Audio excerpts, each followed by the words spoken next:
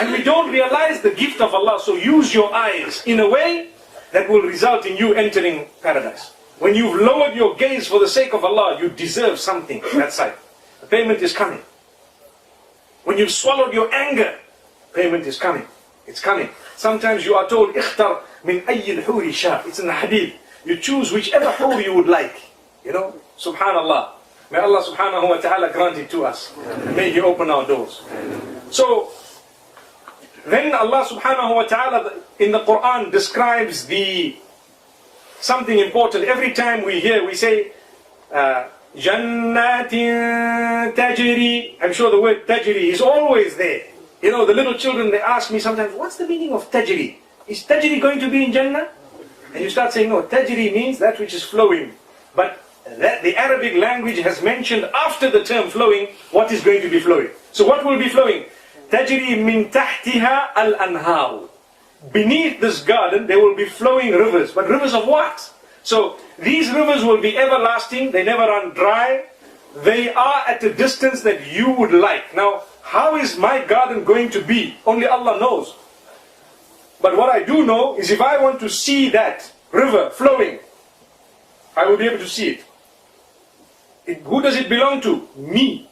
How long is it? The least would be 2,000 years. Remember, we're using time to describe distance. The least of my river. And what's the river? So Allah describes river of pure honey. Imagine. Why pure honey? Do you know 90% of the honey in the market is not pure? Did you know that?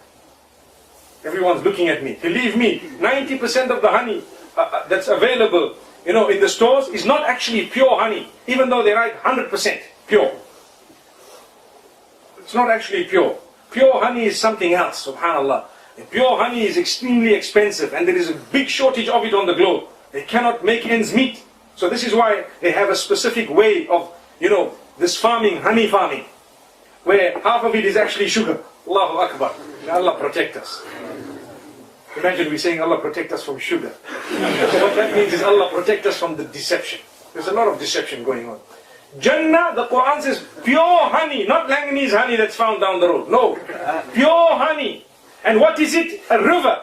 So the benefits of pure honey in the dunya, it is something that will be found in the purest of its form in paradise. I cannot describe the purest form for you, but Allah has sent it down to us through the bee in order for it to be a shifa for me and you. The Quran says that. But in its form, in the dunyawi form, in the form that is made specially for this world. You know, it's like the speck. We, in my part of the world, we're allowed to import motor vehicles directly from Japan. And what happens is, when you want to order cars, vehicles, they tell you this spec is only for Japan. Wow, what a beautiful vehicle, so beautiful. It's only for Japan. You don't get it anywhere else. It's the top spec. And if you were to see in a country like this, that spec doesn't even exist here.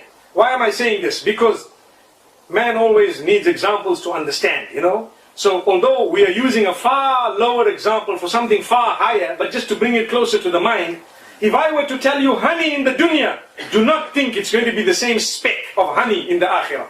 Don't. It's a totally different spec. You don't get it here. You won't know about it. You need to get there first, and then inshallah you'll see what it's talking about. The same applies to milk that doesn't go bad. Neither does the color change, nor does the smell change, nor does the taste change. Subhanallah. Milk. A river of milk. Imagine white. Today, you have the Thames down the road, subhanallah. As dirty as it is, nobody would take a cup and put it in and drink to say, the Thames, I've drank the water of the Queen. Nobody would do that. Nobody. Because we know that the minute there is a little bit of, you know, pollution this way, that way, the water needs purification. Before you drink it, the honey don't need no purification. The milk don't need no purification. Neither does it need pasteurization, homogenization, whatever else the honeys go, meaning the milk goes through. It doesn't need any of that. It's yours. It's as pure, and it has the benefits that you would like it to have. And it will quench you, and at the same time, as much as you drink, you will feel quenched, and when you want more, you will still feel like you need more, and you continue drinking as you wish, how you wish, and don't worry, you will never have too much of the dairy product. Because the beauty of it, it's not going to be the milk of a cow. It is the milk of Jannah. Like we said, the honey is not the honey of a bee. It is the honey of Jannah. How Allah has it there, He knows. If He has chosen a method, He knows. Whatever He's described to us, we stop there. We don't need to add or subtract. So we say there will be honey of its own nature. There will be milk of its own nature, subhanallah. There will be water, subhanallah.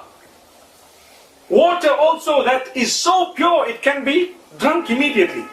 And at the same time it has the benefits of quenching, the benefits of a taste that is unique. And on top of that, there will be flowing rivers of what is termed as khamrin ladhatin lisharibin.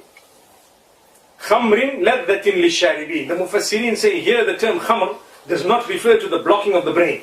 You know, khamru ma khamar al-aqlu wa ghattah. Normally the term khamr refers to that which intoxicates. But there is no intoxication in that. It is pure, completely pure. How? Well, let's get there, inshallah, we will find out. Allahu Akbar.